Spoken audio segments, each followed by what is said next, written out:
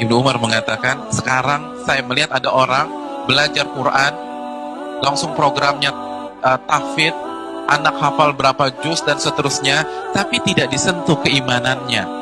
Kata Ibnu Umar, hasil dari program ini mereka hafal Quran, fayuthiruhu daqal, tapi nggak manfaat sama sekali. Ini yang perlu kita renungkan. Sebagian sekolah Islam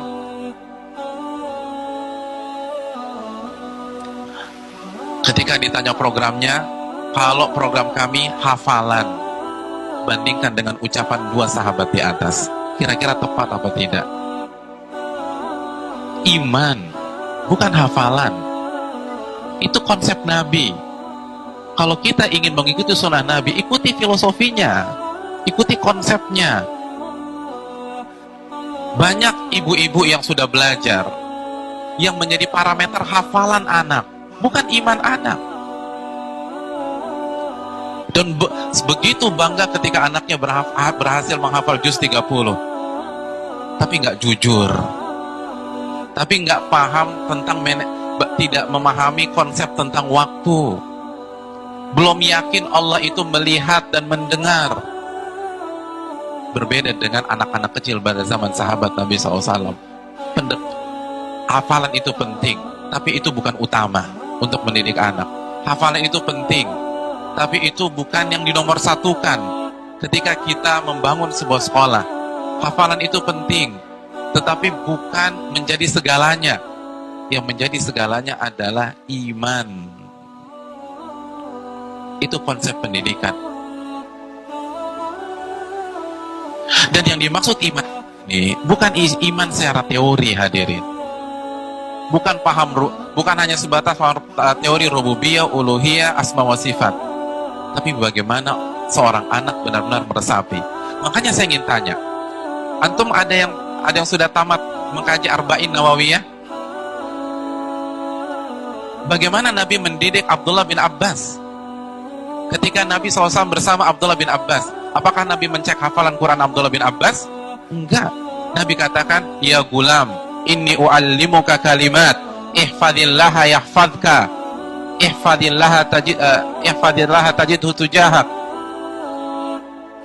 Wahai gulam, aku ingin mengajarkan, wahai anak kecil, gulam tuh nak.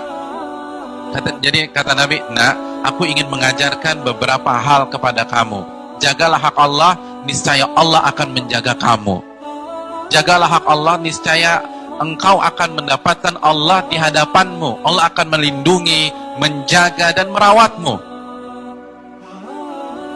Idza sa'alta fas'alillah. Jika kamu nak meminta kepada Allah. Wa idza sta'anta fasta'in billah. Dan kalau kamu membutuhkan pertolongan, minta pertolongan kepada Allah Subhanahu wa taala. Siapa orang tua yang mengajarkan demikian kepada anaknya? Siapa di antara orang tua yang mengatakan, nak, kalau kamu butuh apa-apa, angkat tangan minta sama Allah. Atau kita mengatakan, kamu tahu nomor telepon papa kan, nak? Jadi diarahkan ke papanya, bukan diarahkan kepada Allah Subhanahu wa taala. Apa pesan-pesan yang disampaikan orang tua yang mau naik haji dan meninggalkan anaknya 40 hari? Nah, kalau ada apa? Kalau kamu lapar, ini ada telepon tante fulanah ya. Kamu tinggal telepon, mama udah bilang nanti makanan diantar. Siapa di antara kita mengatakan, nak, kalau kamu lapar, angkat tangan minta kepada Allah Subhanahu wa taala, lalu hubungi tante fulanah. Ini iman. Ini konsep Nabi SAW. Siapa di antara kita mengajarkan kepada anak kita, kalau kamu dibully di sekolah, minta kepada Allah Subhanahu wa taala, lalu hubungi mama. Atau kita mengatakan, kalau kamu harus cerita ke mama ya, kalau kamu dibully di sekolah. Anak itu dibuat dekat kepada Allah Subhanahu wa taala. Iman. Nabi nggak mengatakan, Ibnu Abbas tauhid 3, rububiyah, uluhiyah, asma wa sifat. Tidak, itu bukan teoritis. Walaupun teori itu penting, tapi anak jangan dikasih teori. Melebihi porsi praktek dan kehidupan kesehariannya. Itu yang diajarkan Nabi. Minta kepada Allah. Lalu lihat bagaimana Nabi menanamkan ketawakalan dan keyakinan kepada Allah. Kata Nabi kepada Abdullah bin Abbas, nah, kalau seluruh manusia ini seluruh manusia yang kamu lihat ini bersepakat untuk membantu kamu, mensupport kamu, maka mereka tidak akan berhasil kecuali apa yang Allah takdirkan kepada kamu. Oh, luar biasa. Ini anak kalau dari kecil ditanamkan nilai-nilai ini, dia tidak akan menjilat,